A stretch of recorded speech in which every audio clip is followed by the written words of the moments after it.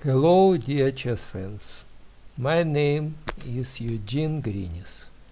Welcome to my free chess school from beginners to advanced, open for everyone who want to improve own game.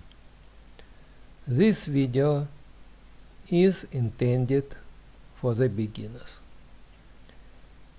In chess, you want your pieces to be as effective as possible. Part of being more active is making sure that they attack weak spots in your opponent's position. A weak spot can be the king, a pawn or group of pawns, a piece, or even a particular square. A lot of the challenge in chess is identifying the weak spots in your opponent's position. The point is, attack your opponent where he is weakest. Without a doubt, knights are the hardest piece for the beginners to understand. This is because they are short-range pieces and can't sit back and do an aggressive job from the rear as bishops can. However, with the right knowledge and effort, knight can be one of the strongest of all chessmen. While the bishop, queen and rook can sweep across the board, the knight is limited to its relatively short L-shaped movements. These limited movements make it all the more important to decide early on where you can safely post the knight and from where it can effectively assist in the battle. Let's start with the knight on an open board. The knight on a1 has only two possible moves, while the knight at f3 has 8 moves. This gives us the range of 2 squares to 8 squares for a knight's choices. It's also possible for the choices to change quickly. For example, the knight on a1 will triple its choices to 6 squares the moment it moves, while the knight at f3 could move to h4, in which case his options would drop to 4 squares. These dramatic increases and decreases in mobility suggest that knight's moves should be considered carefully. Especially knight move to the edge of the board or toward the edge of the board should always be considered carefully, as the knight decrease in mobility may make it a target for trapping operations by the opponent.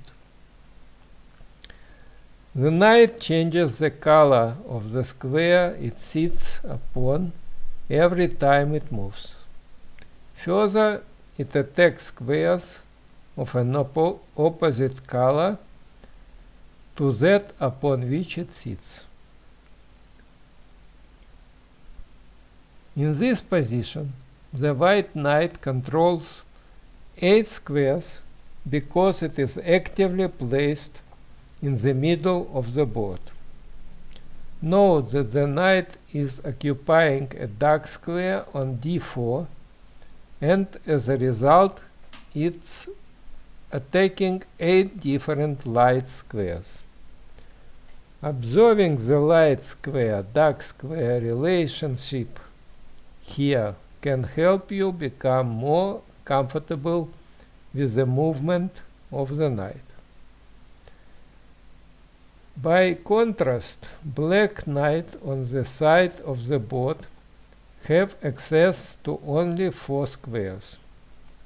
There is an old saying in chess: a knight on the rim is dim, which means that a knight on the edge of the board is usually not well placed, because it controls fewer squares on the edge than in the center.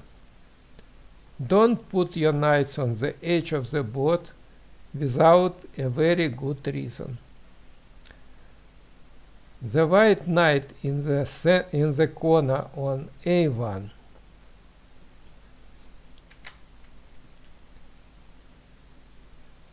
can move only to 2 dark squares, c2 and b3.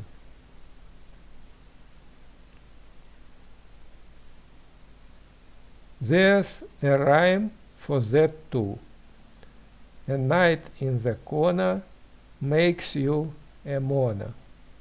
Move your knights to the center of the board. The knight is a close quarter fighter, so it has to get close to opposing pieces, because only then can it show what it can achieve.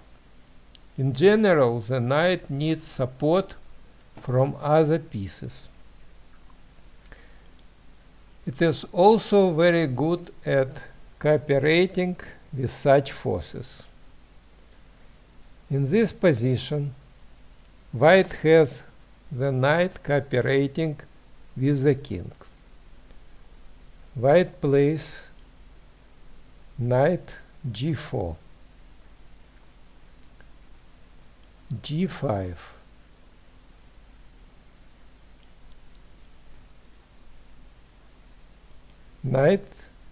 king f1, h2, the only move, knight f2, checkmate. Or after knight g4, h2, king f1, g5, the only move, knight f2, mate.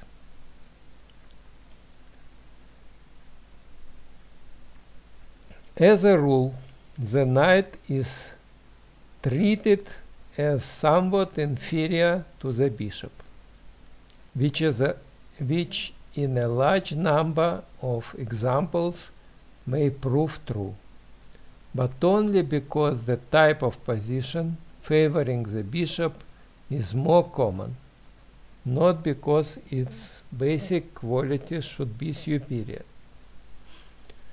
In this position, to make a draw, white must stop the fast-running passed pawn. The question is, how can white do it?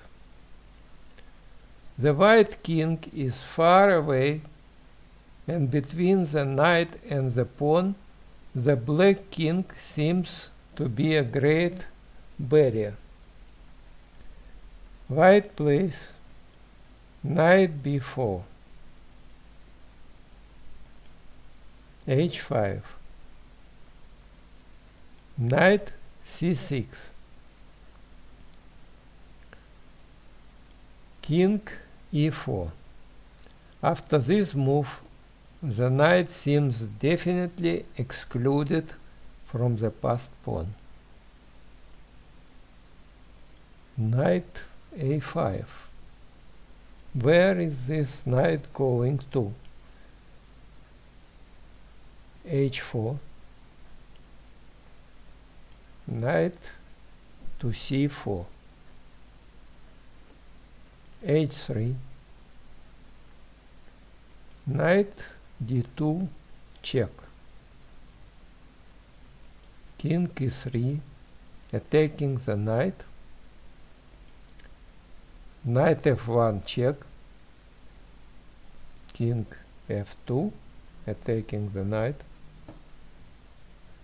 Knight h2, blocking the pawn. King g2, attacking the knight. Knight g4,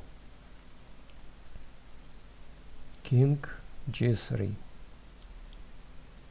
If h2, then knight takes pawn, king takes knight with a draw. King g3, attacking the knight. Knight e3, h2, knight f1, check, attacking the king on g3 and the pawn on h2. The knight can attack two or more pieces at the same time. When a knight attacks two pieces at once, we call it a knight fork. An attack on more than two pieces is called a family fork. In practice, it is rare for a knight to attack more than two pieces at a time, but forks are often the culmination of complex maneuvers and tactical intrigue. King g2, knight takes pawn, king takes knight with a draw. The knight can be quicker than we sometimes imagine. In the endgame, it can often create a subtle barrier to the opponent's king, and even in unfavorable endgames, it is not as lame as it appears to be.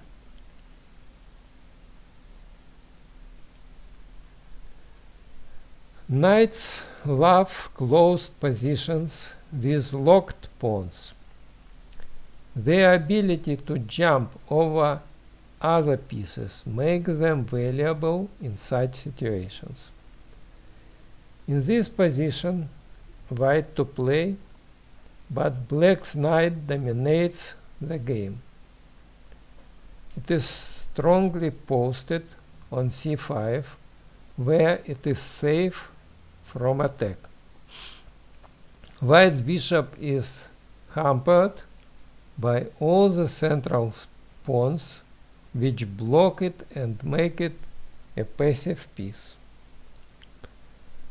Since knights are not long-range pieces, they need to have secure, advanced homes to be effective.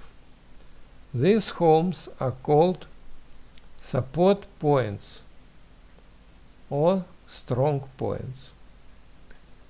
The first chess champion, William Steinitz, stated that the way to beat knights was to deprive them of any advanced support points. Then they would be inactive and, as a result, inferior to bishops.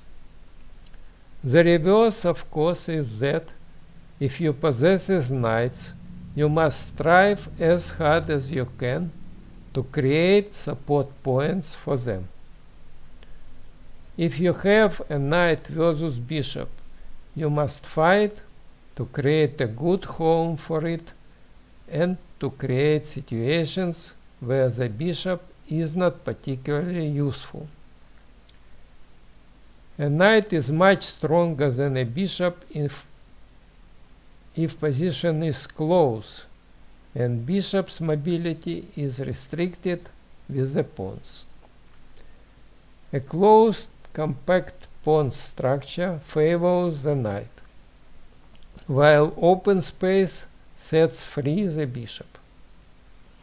The relations between minor pieces and pawn structures most commonly determine their basic value.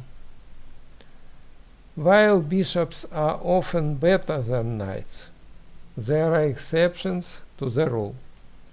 A good knight in the center of the board, where the enemy pawns cannot attack it, is almost always better than a bad bishop, locked in by its own pawns.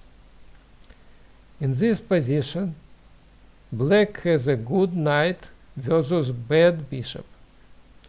You can tell that white was positionally overplayed by black in this game.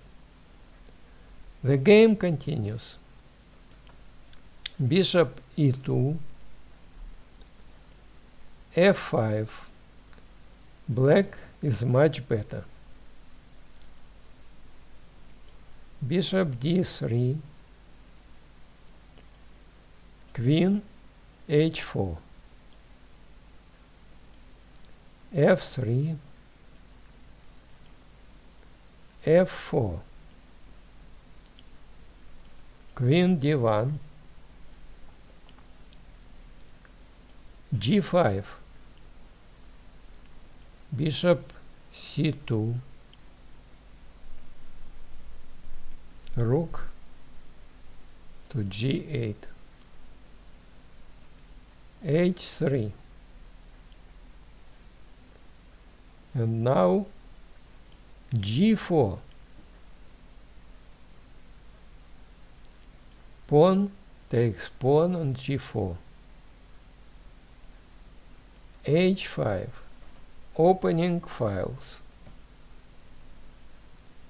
pawn takes pawn on h5, and now rook takes pawn on g2, destroying the king's position.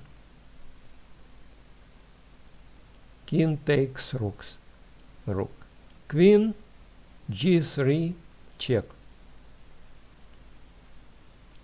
King h1, the only move. Queen takes pawn check. King g1, the only response. Rook g8 check. The second rook comes into the game. King f2, the only move. Can you find mate in one here? If you want, you can pause the video now. Queen e3, checkmate.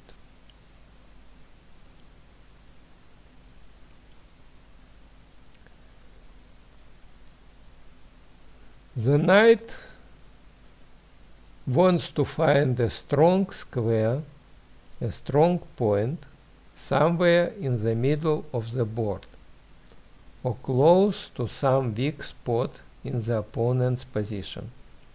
And then the knight wants to sit there. The knight doesn't want to have to move around too much, because it is so much slower than the other pieces. The knight usually needs a fixed strong point somewhere in the center, from where it can exercise maximum pressure on the opponent's position. This kind of square is ideal if it is right in front of one of the opponent's pawns. In this way, the knight can use the opponent's pawn as a shield from rooks and queen. A good example of this is the following. In this position, both players follow this advice. Each side has played well so far. Notice how well each side controls the center. Controlling the center is very important in the opening, but it's also very important in the middle game. So always make sure your pieces control the center. Now white sees a way to increase the power of his knight on f3 and plays knight e5. This is an excellent move. The knight now occupies a powerful post in the center, and it won't be easily dislodged. In particular, black can't easily attack the knight with a pawn. From its central perch on e5, the white knight is ready to assist in an attack on the black king or to lash out towards the black queenside.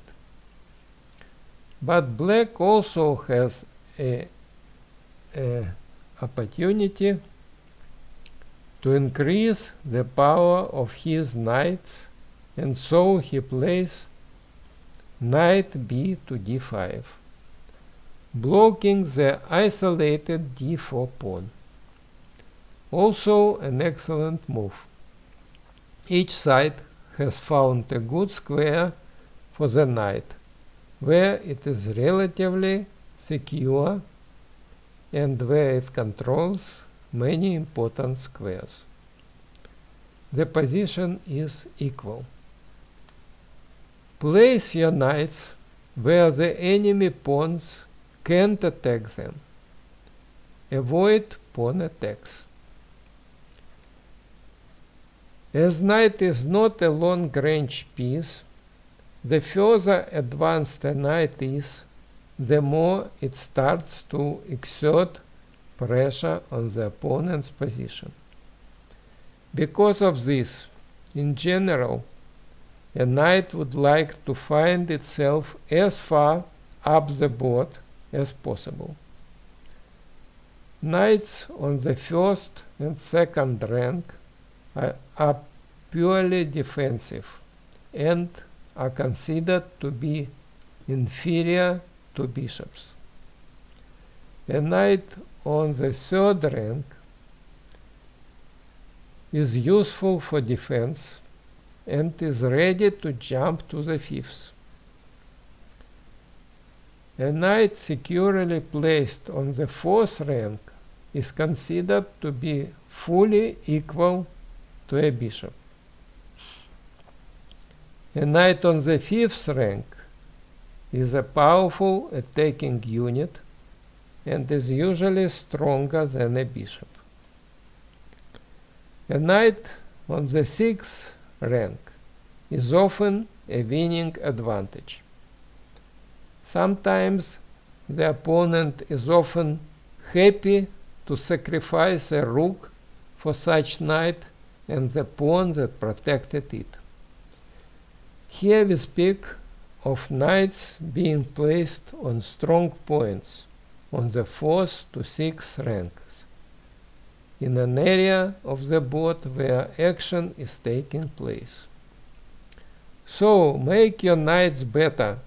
Find or create weak squares in the opponent's camp and find a way to get your knights to these weak squares.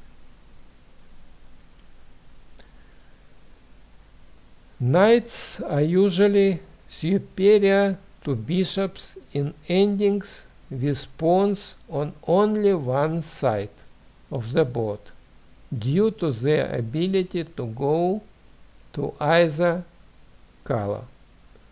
This means that no pawn is safe from the knight, and the enemy king can always be checked away from any square.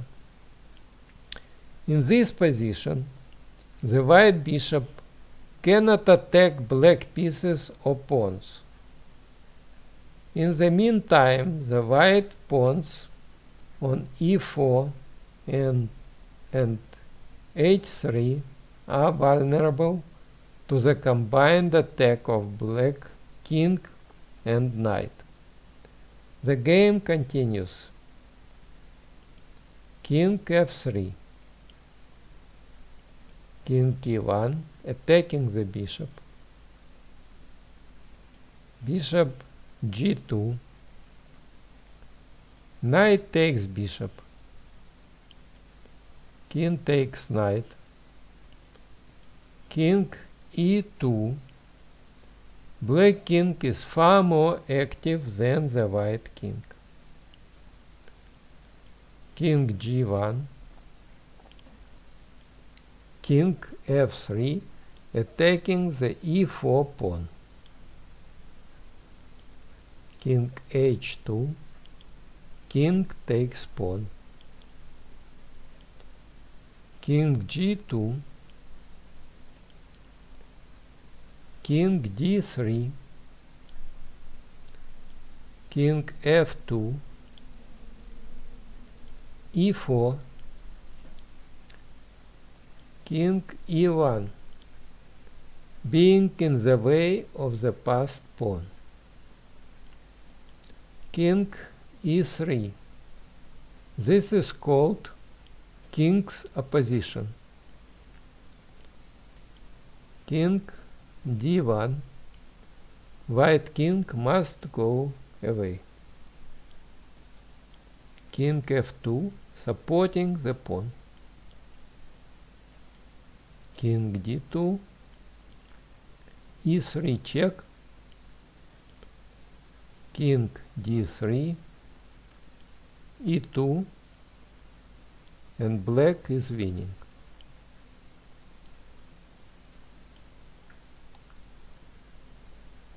Knights are the best blockaders of passed pawns. A blocking piece must meet two conditions: economy and flexibility. Thus, it is obvious that to use the queen as a blocker is not economical. Practice shows that one of the best blockers is the knight.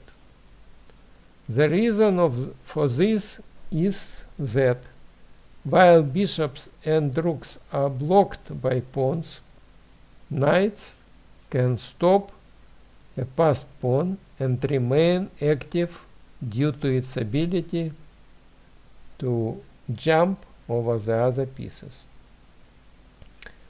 The knight is located on the blocking position, as a rule, in a rather flexible way, attacking the neighboring squares.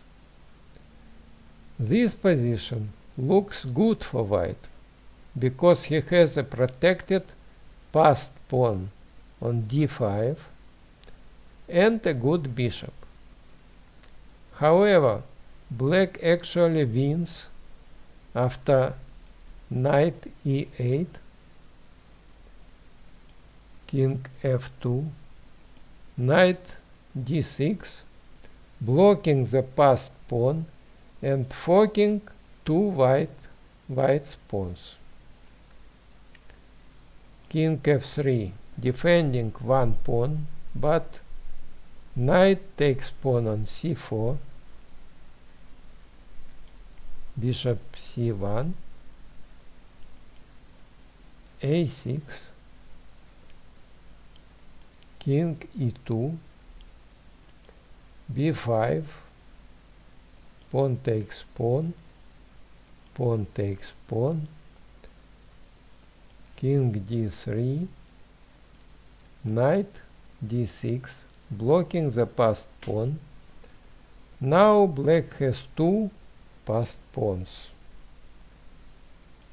Bishop e3, attacking the c5 pawn, c4 check, and black is winning.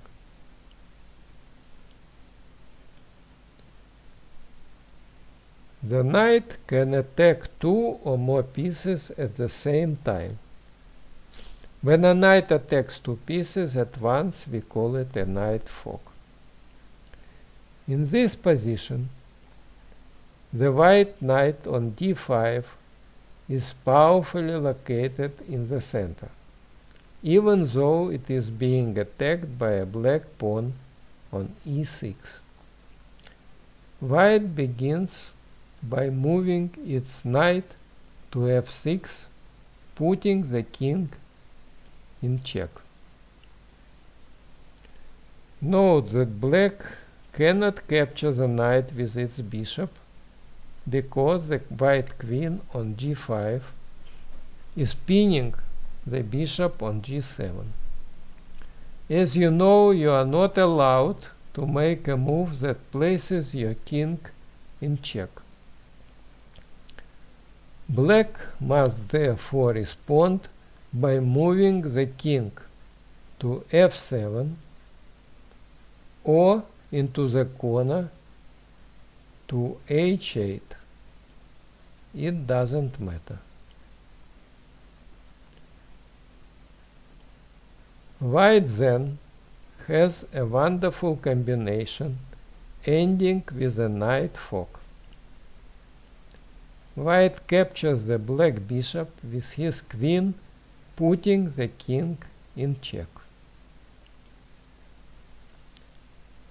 A wonderful queen sacrifice.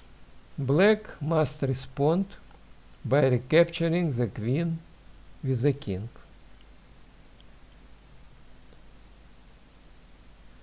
It follows a knight fork that will regain the black queen. Knight e8 check, forking the king and the queen. King f7, knight takes queen, check. White had got a decisive material advantage. The game continues. King f6, knight c8, another knight fork. White wins a pawn. a6, knight takes pawn on b6, and white is winning. Okay, that's the lesson for today from the Eugene Grinis chess school. I hope it was useful and you enjoyed it. If so, push likes, subscribe to my YouTube channel, and leave comments. Goodbye.